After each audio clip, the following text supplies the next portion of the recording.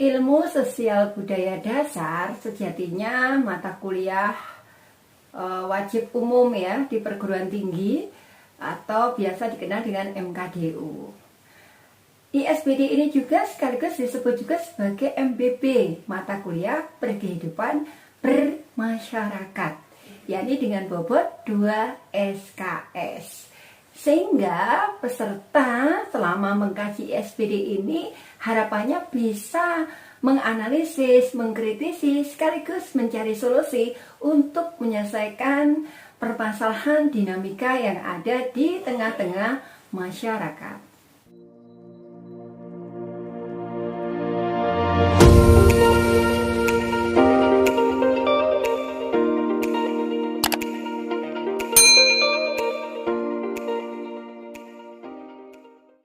Assalamualaikum warahmatullahi wabarakatuh.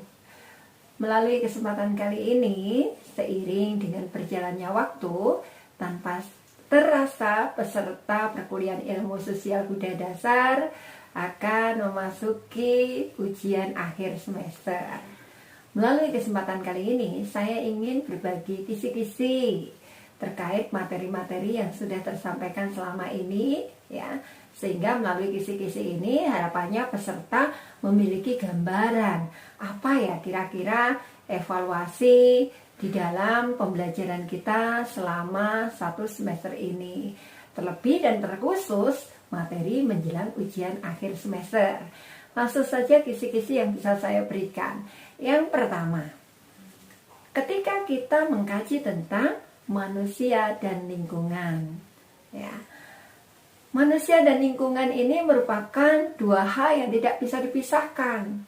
Ya, hadirnya lingkungan, amannya sebuah lingkungan, lestari serta asrinya sebuah lingkungan itu akan membawa keselamatan tersendiri buat manusia. Sebaliknya, ketika lingkungan ini rusak, maka mau tidak mau punahlah kita manusia. Seperti itu.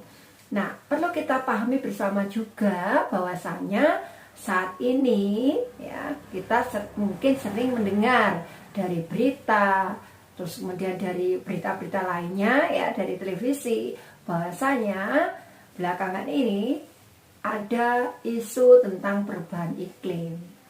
Nah, perubahan iklim ini sebagai sebuah warning ya yang ditujukan oleh semua negara yang ada di dunia ya, tanpa kecuali kita Indonesia ya, untuk bagaimana menjaga lingkungan, salah satunya untuk menekan hasil emisi. Jadi CO2 hasil karbon dioksida itu harapannya itu bisa ditekan sedemikian rupa karena hasil emisi ini bisa merusak lingkungan, salah satunya meningkatkan suhu bumi.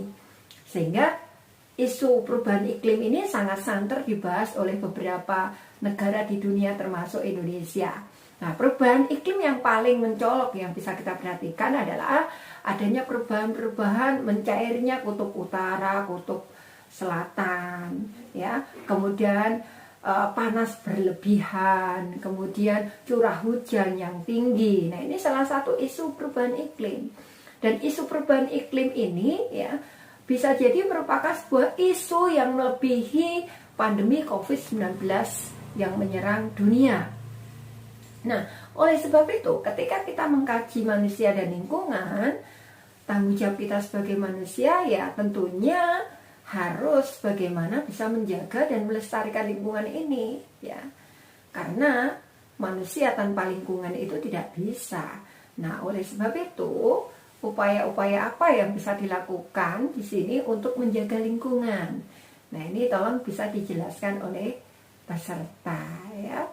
Karena lingkungan ini sangat berarti ya bagi kehidupan. Kita harus menjaga keseimbangan ekosistem yang ada di dalam kehidupan ini ya. Seperti itu. Itu yang pertama. Selanjutnya, yang kedua, ketika kita bicara tentang manusia, sains dan teknologi. Seperti kita ketahui bersama bahwa ketika pengkajian ilmu pengetahuan dan teknologi ini erat hubungannya dengan perkembangan kebudayaan. Nah, perkembangan sains dan teknologi ini sangat berarti bagi manusia ya bahwasanya untuk dikembangkan, dieksplorasi, di manajemen untuk memberikan kemudahan, untuk meningkatkan pengkualitasan kualitas hidup manusia ya, sehingga impact ini sangat berarti. Nah, impact ini merupakan hasil karya cipta manusia. Seperti kita ketahui bahwa sekarang ini ya, ambil contoh kayak Jepang gitu ya, membuat robot-robot ya, dengan kemudian diberikan kecerdasan buatan ya. Ini salah satu bukti bahwa kita manusia itu akan mengalami pergeseran ya, tergantikan oleh robot. Sehingga mungkin kita pernah mendengar bahwa ASN mau diganti robot. Nah, ini sebuah ancaman kita manusia sebetulnya. Karena logikanya sebuah pemerintahan itu bisa menuju efektif dan efisiensi dengan memanfaatkan robot. Nah, ini sebagai sebuah ancaman tersendiri sebetulnya di tengah kemajuan teknologi. Di satu sisi teknologi memudahkan kinerja manusia, namun di satu sisi juga menimbulkan bencana buat manusia. Salah satunya adalah berkurangnya SDM kita di dalam lini-lini pekerjaan tertentu. Nah, bagaimana kita bisa menyeimbangkan kemajuan teknologi ini ya, supaya kita bisa menjadi pribadi yang seimbang dengan pengembangan ilmu pengetahuan dan teknologi ini. Seperti di Indonesia ini memang ada sebuah kelebihan dibanding negara lain, karena Indonesia ini kan perkembangan teknologi, kemudian ilmu pengetahuan ini kan harus didasarkan berdasarkan hukum.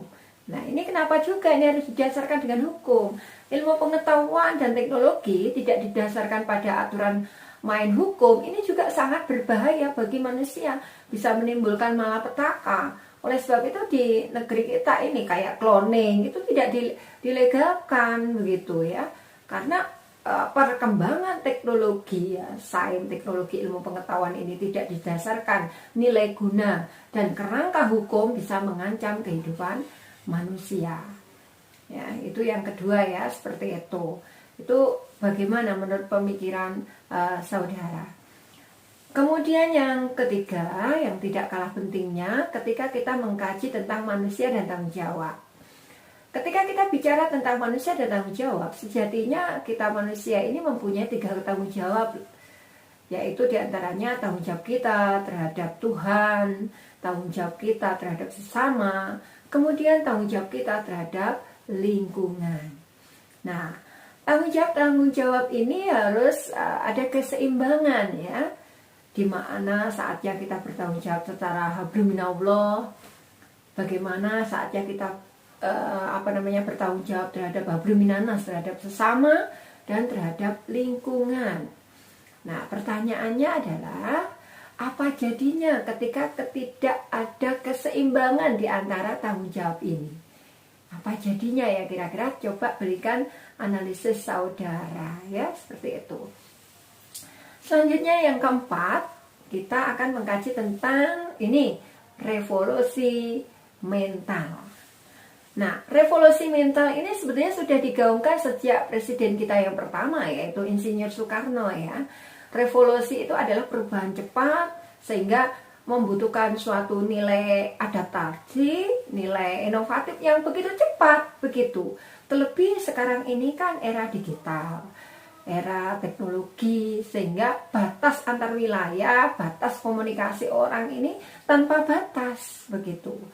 Sehingga revolusi mental ini butuh sesuatu yang harus dimiliki oleh bangsa Indonesia, harus memiliki nilai adaptif yang tinggi, nilai penyesuaian yang tinggi. Karena bagaimanapun juga nilai survive sebuah kita manusia adalah adaptasi. Nah, oleh sebab itu revolusi mental sekali lagi harus dimiliki oleh setiap individu. Nah, ini kenapa? Terlebih kita ini seperti yang sering selalu saya ingatkan ya, Indonesia ini kan berada di gerbong pintu masuk bonus demografi, dimana paling cepat per 10 tahun ya, terhitung dari 2010, Indonesia ini sejatinya sudah 2015. Nah, Indonesia paling cepat 2028 ini akan mendapatkan bonus demografi, paling lama 2030. Nah, apa sih bonus demografi itu? Nah, bonus demografi ini adalah Indonesia itu akan mengalami pembludakan usia produktif, usia kerja, udah lebih mudah itu. Nah, ketika usia kerja ini membludak, kemudian tidak diimbangi dengan lapangan pekerjaan, otomatis daya serap pekerjaan ini nggak bisa menampung usia produktif, ini akan menjadi sebuah bumerang atau masalah buat bangsa dan negeri ini. Oleh sebab itu harus diantisipasi. Begitu. Nah, salah satu antisipasi dari revolusi mental yang harus kita munculkan adalah secara pribadi ya kita harus adaptasi. Salah satunya adalah muncul kesadaran untuk mengembangkan diri, untuk mengeksplorasi skill. Supaya apa? Supaya kita bisa terserap ke dunia kerja. Salah satunya melalui apa? Melalui aktif di pelatihan-pelatihan kerja, ya, bisa otodidak, bisa apa yang jelas menyesuaikan dengan kebutuhan lapangan kerja, begitu ya. Begitu, tidak harus ikut diklat. Intinya bagaimana skill kita bisa terasah, tereksplorasi dan menyiapkan diri sebagai perisai diri untuk memasuki dunia kerja. Ini salah satu bentuk revolusi mental, ya. Kemudian kalau dari segi mental ya kita harus mengedepankan bangsa Indonesia adalah bangsa yang berbudi luhur, ya tentunya harus menegakkan nilai moral dan hukum yang ada, begitu. Nah, bicara revolusi mental di sini, pemerintah pun dituntut untuk memiliki revolusi mental melalui birokrat-birokrat yang ada. Salah satunya adalah pemberian pelayanan, terus kemudian penambahan perluasan lapangan pekerjaan. Ini juga di dua pihak ini sangat bersinergi, sangat berperan, begitu. Nah, oleh sebab itu revolusi mental itu sesuatu yang mutlak, ya, perlu disuguhkan, perlu dihadirkan di pemerintahan ini, ya, termasuk menumbuhkan kesadaran kita sebagai bagian dari bangsa dan pemerintah sebagai pelayan, karena bagaimanapun juga pengkualitasan SDM bangsa Indonesia harus diwujudkan oleh pemerintah dan diri kita masyarakat itu harus tumbuh kesadaran pentingnya pengkualitasan diri agar kita menjadi pribadi yang berkualitas, ya. Itu salah satunya melalui revolusi mental. Pertanyaannya, kenapa revolusi mental ini sangat namanya tren atau urgent untuk digaungkan? Itu kenapa? Kira-kira berikan penjelasan saudara dari apa yang sudah saya jelaskan. Kemudian selanjutnya yang kelima, kalau nggak salah atau urutannya lupa, tidak apa-apa ya. Yang kelima yang tidak kalah pentingnya, Indonesia ini kan adalah sebuah negara yang multikultural, heterogenitas, banyak suku, agama, bahasa, budaya, kan begitu ya. Sehingga Indonesia ini rentan sekali untuk mendapatkan gesekan-gesekan horizontal, ya. Sehingga di sini kita harus memunculkan nilai toleransi, bagaimana menghargai, menghormati sesama, begitu kan? Seperti itu. Nah, oleh sebab itu melalui kajian manusia dan jati diri atau manusia dan ketahanan pribadi ini sangat mutlak dimunculkan, ya, karena ketahanan pribadi untuk mewujudkan jati diri sebuah bangsa Indonesia ini, supaya kita bangsa Indonesia itu tidak mudah terkontaminasi, terpengaruhi oleh budaya-budaya luar, begitu. Ya, karena Indonesia ini sangat rentan, terlebih ya seperti tadi, rentan isu, rentan pengaruh pergaulan, ya, sehingga upaya untuk mempertahankan ketahanan pribadi dan penyemaian diri ini mutlak kita butuh hadirkan, ya. Ini kira-kira menurut peserta kenapa ya sebagai bangsa Indonesia yang notabene-nya adalah multikulturalisme, heterogenitas, ya, yang rentan terhadap isu-isu yang berbau sara, kita harus memperkuat jati diri sekaligus ketahanan pribadi. Itu kenapa? Nah, dari beberapa pertanyaan itu, saya pikir semoga bisa memberikan masukan kepada peserta untuk menambah penguatan materi-materi yang selama ini kita kaji bersama.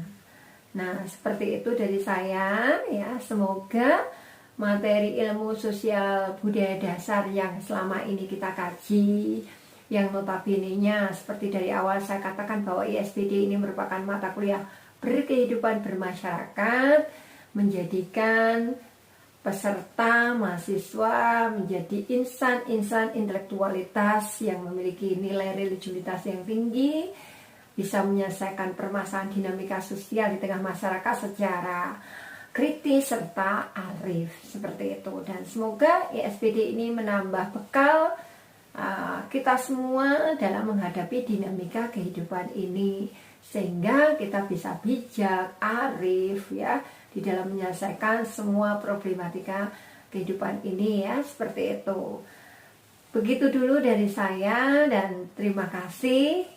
Wassalamualaikum warahmatullahi wabarakatuh.